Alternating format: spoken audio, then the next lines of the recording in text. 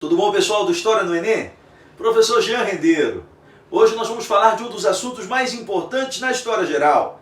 Marco da transição da Idade Moderna para a Idade Contemporânea. Um dos episódios mais cobrados nas tuas provas do Exame Nacional do Ensino Médio. Mas antes disso, não deixe de seguir nossa página, de ativar as notificações, de prestigiar o nosso trabalho. É importante para que os vídeos continuem a ser gravados e o conteúdo continue a ser produzido para vocês.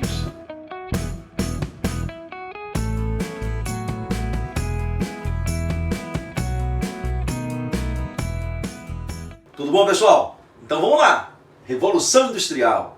Episódio que marca a transição da Idade Moderna para a Idade Contemporânea, que marca os séculos XVIII e XIX na história ocidental, na história geral. É importante que a gente não perca de vista esse período cronológico. É verdade que você não tem que levar ao pé da letra algumas datas e alguns momentos específicos. O entendimento cronológico amplo, ele é fundamental. Nós estamos no final da Idade Moderna, no início da Idade Contemporânea, um período em que uma classe social vem se destacando e conquistando cada vez mais o poder de mandar, o poder político. Essa classe é a burguesia, não tenha dúvida disso.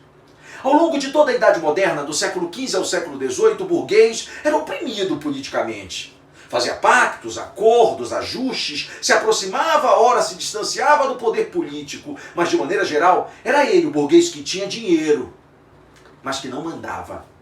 O rei absolutista, apoiado pelos nobres, descendentes dos antigos senhores feudais e respaldado pela Igreja Católica através do clero, eles sempre estavam juntos, rei, nobreza e clero.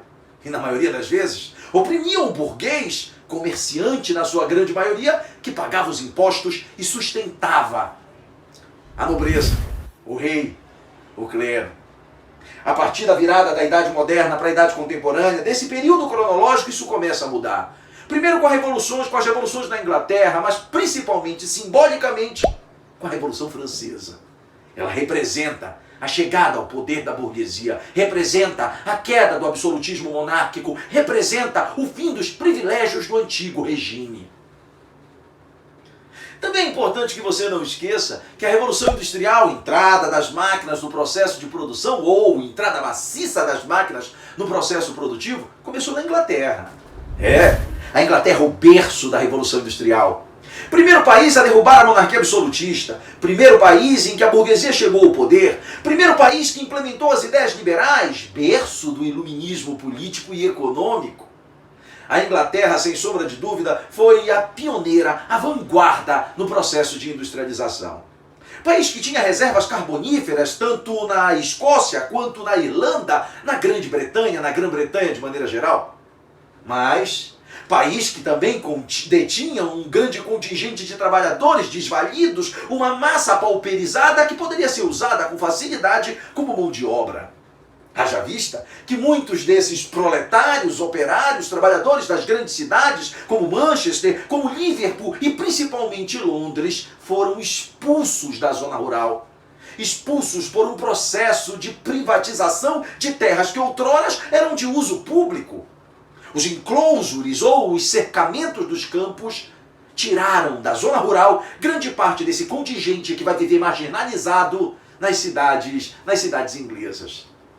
Um contingente considerável de mão de obra, o primeiro país a derrubar o absolutismo e o mercantilismo, o primeiro país a implementar as ideias de liberdade econômica, o primeiro país na Europa em que a burguesia de fato assumiu o controle político. Tudo isso fez da Inglaterra o berço da Revolução Industrial.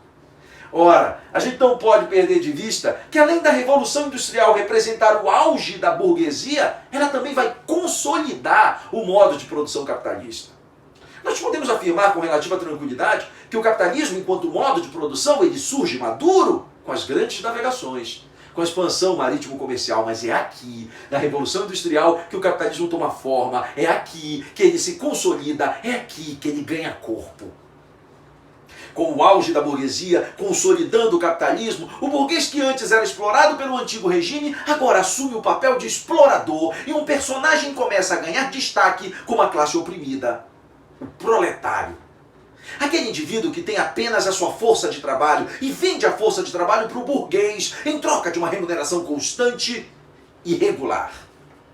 Durante a Revolução Industrial, é esse trabalhador que vive num cenário paupérrimo, que vive em ocupações urbanas desordenadas, que se aglutina, se aglomera, se avoluma nas grandes cidades num estado de precariedade e insalubridade.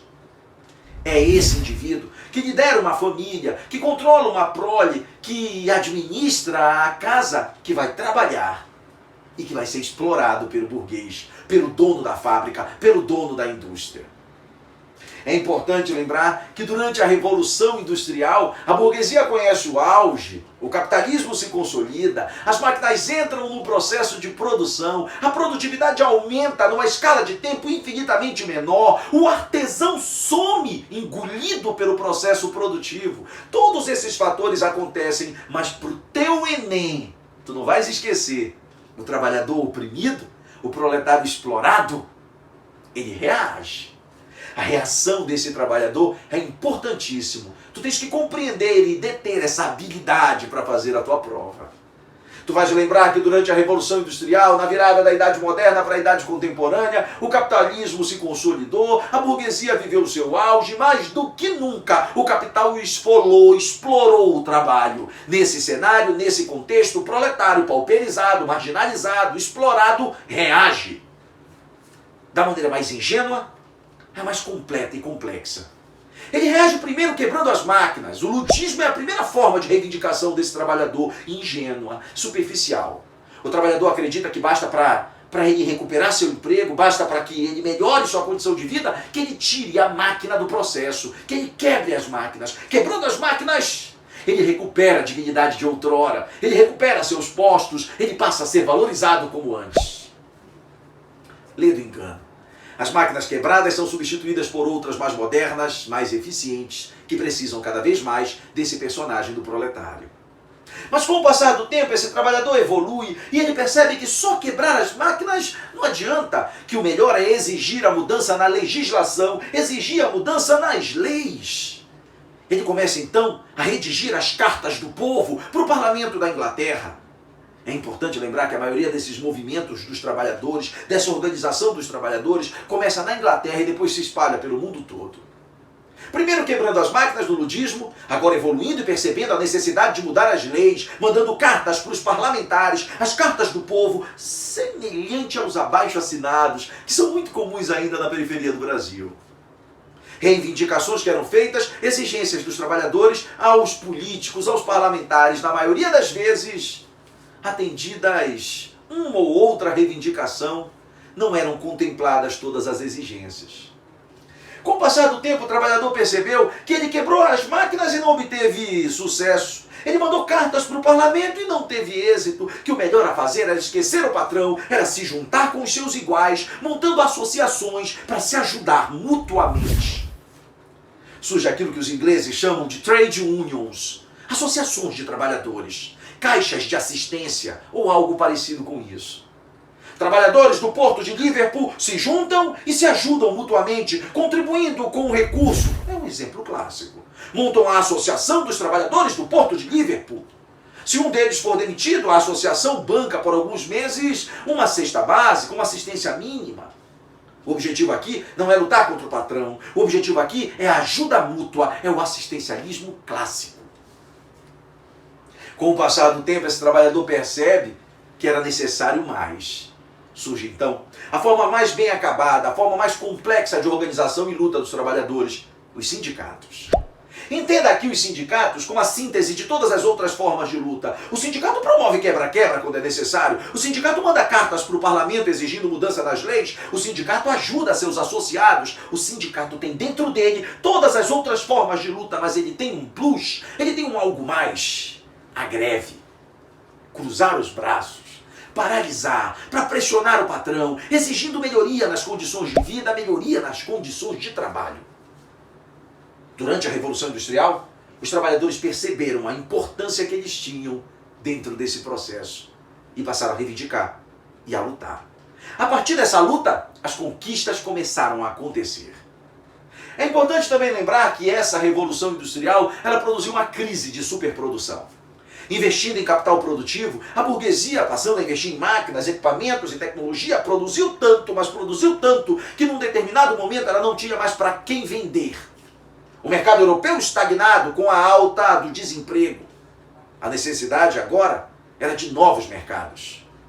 Esse é um contexto, na segunda metade do século XVIII para o século XIX, que é decisivo para a compreensão da corrida imperialista que vai vir depois. A Revolução Industrial também é importante para você compreender um cenário do surgimento de uma série de doutrinas, doutrinas que, na sua grande maioria, questionam o capitalismo, outras que até apoiam. É esse o contexto em que o positivismo, o socialismo utópico, o socialismo cristão, o socialismo marxista, as ideias anarquistas surgem.